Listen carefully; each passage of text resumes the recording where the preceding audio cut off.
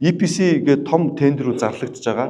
Таранбай одохгүй зарлал, метро зарлагдсан байна, тойрог нэг зарлагдсан байна. Сэлбийг бас шалгаруулсан, туулыг шалгаруулсан. Энэ дээр яг хүлээн зөвшөөрөгдсөн байдлаар нь EPC гэрээний хавсралтны шаардлага дээр нь тухайн гэрээний нийт өртгийн 20-оос багагүй хувь нь 51%-аас дээш Монгол эзэмшилтэй аж ахуй нэгжүүдэд зарцуулагдсан байна буюу олон улсынхаа зарчимдаа local resource based буюу орон нутаг дотоодын аж ахуй нэгжүүдэд заавал тодорхой нэмэн өртгөн шингэнэ гэдэг л энэ олон улсын зарчмыг судлаад тендерийнхаа гэрээний хавсралтанд бодлого барьж барьж байгаа. Энэ юу гэсэн үг вэ гэвэл метро шиг одоо том төсөл дээр гадны том метроны компани шалгарлаа гэж ботход нийт үнийн дүнгийнхаа 20-оос багагүй хувийг 51%-аас дээш Монгол эзэмшилтэй буюу дотоодын аж ахуй нэгжүүдтэй тэр катеринг байна уу, бараа материал худалдаж авч байна. Энийг заавал зарцуулна гэдэг. Тэр үнийн дүнг нэмэн өртгөн шингэнэ гэдэг энэ бодлого барьж.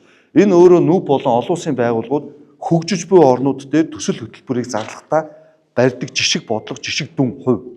Local resource based approach гэж хэлдэг. Нийслэлээс ингэж бодлогын хувьд дотоодын үндэсний аж ахуй нэгжүүдэд дархлааны хувьд хамгаалаад явж байгаа.